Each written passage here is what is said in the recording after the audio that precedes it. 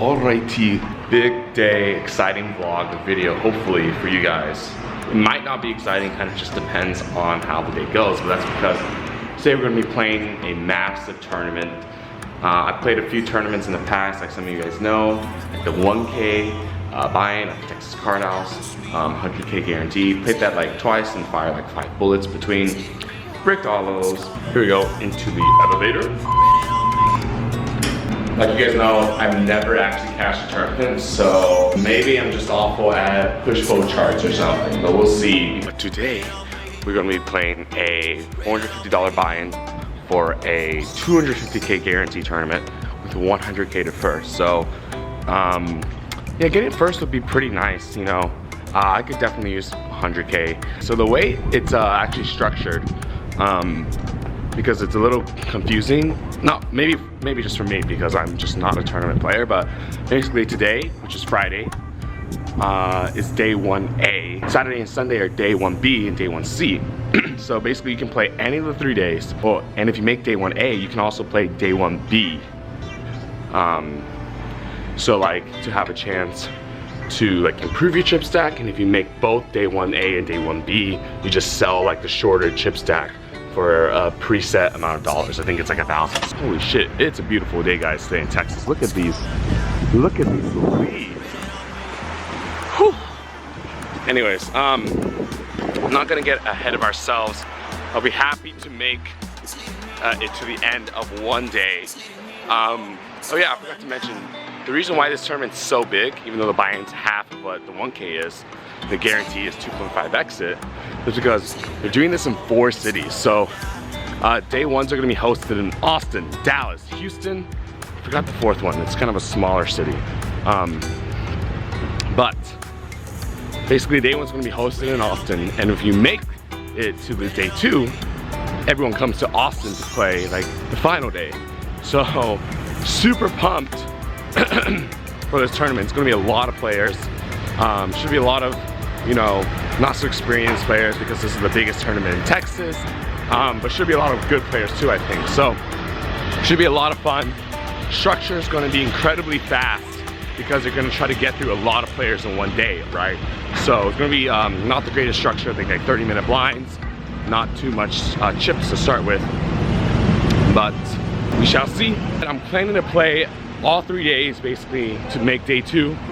Hopefully, you know, we can make day 2 when we try 3 times. There's re-entries each day, so technically, you know, you can fire multiple bullets in a day. We're just gonna keep firing at it, guys. I don't really have a stop loss or whatever. Just gonna keep firing bullets. Really trying to get that first tournament cash. If our first tournament cash ends up being 400K, I'm going to quit cash games and just play tournaments forever. But yeah, guys, think about how sick it would be to make a deep day 2 run. Both for me, obviously, and the channel. Send me in your prayers when you're watching this. I mean, hopefully this turns into something exciting, because the other tournament videos, you know, I haven't cashed, so it's just like not much to give you guys. So let's win some 50-50s, let's win some 70-30s, let's win some whatever it takes. You know, if we have to win some 20-80s, so be it, I'll take it. We just gotta run good, play good. Mostly run good though in these tournaments. All right, see you guys in a bit.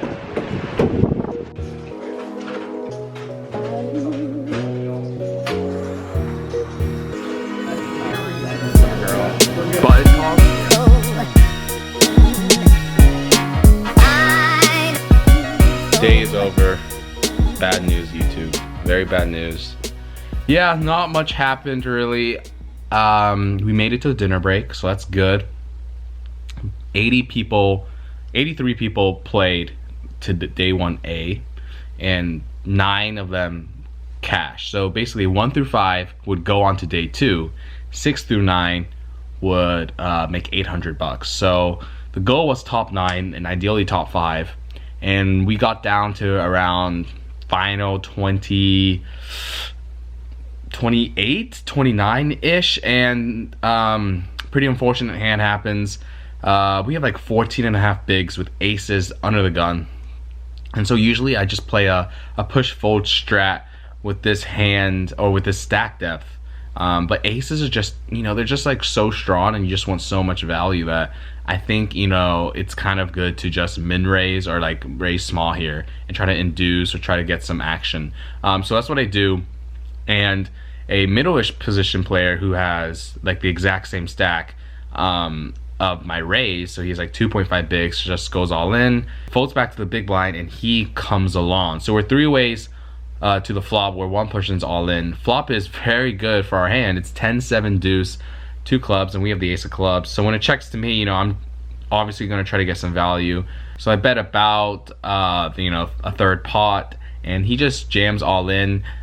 He's pretty much the exact same stack size as me, so you know, he's just jamming like 12 bigs, and obviously we call.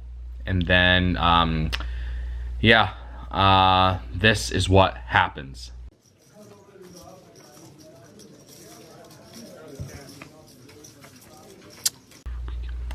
So yeah, he hits a 10 on the river to knock us out of the tournament. Pretty sad stuff.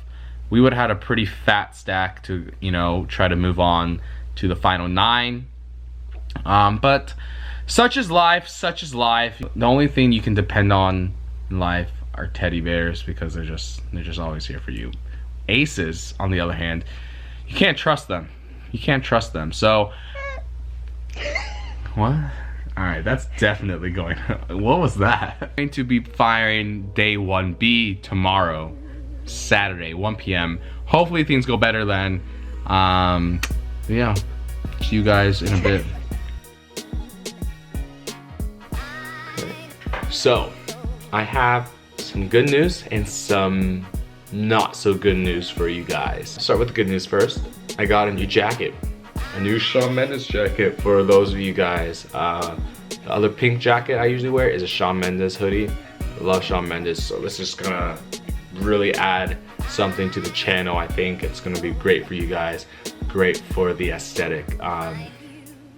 So really happy about that. Just kidding. I mean, it is a new hoodie, but the real good news I have is we actually cashed. We cashed in the tournament, guys. Bad news is it was a min cash. Just to summarize the events, the weekend's over, and they actually played a day 1D the next Friday. So we ended up playing Friday, Saturday, Sunday, and the next Friday. 4 day ones, trying to make day 2, and never did. So yeah, it kind of sucks, to be honest. We fired, I think, 6 bullets across 4 days, and we min cashed once. So each bullet's $450. We min cashed for $900.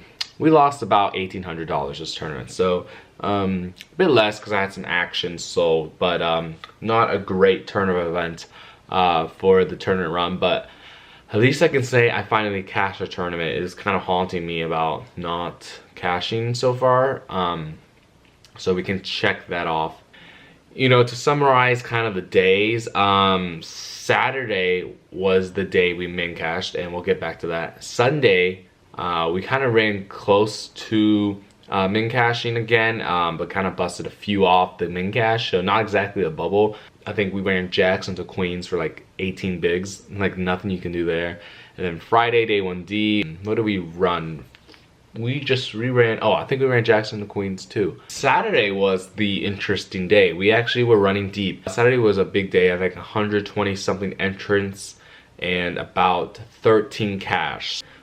I don't really want to talk about too many hands except this one, which has kind of been haunting me, kind of been making me think, and I'm not really sure what to do here. Talked to a few people about it, but you know, being a cash game player and being a very unique situation, I'm really not sure. So for those of you who do play tournaments, I'd love to hear you guys' input, but this is basically hand. So the situation is we're 14 left and 13 get paid. So you know, the min cash is 900, so that's a significant min cash when the buy-in is 450. So nothing to, you know, be excited about. Obviously we're playing for the money at top, but you know, we don't want to punt off the min cash, and especially because we're right now like the 3rd or 4th biggest stack out of the 14. So the blinds are huge. I told you the structure's not great.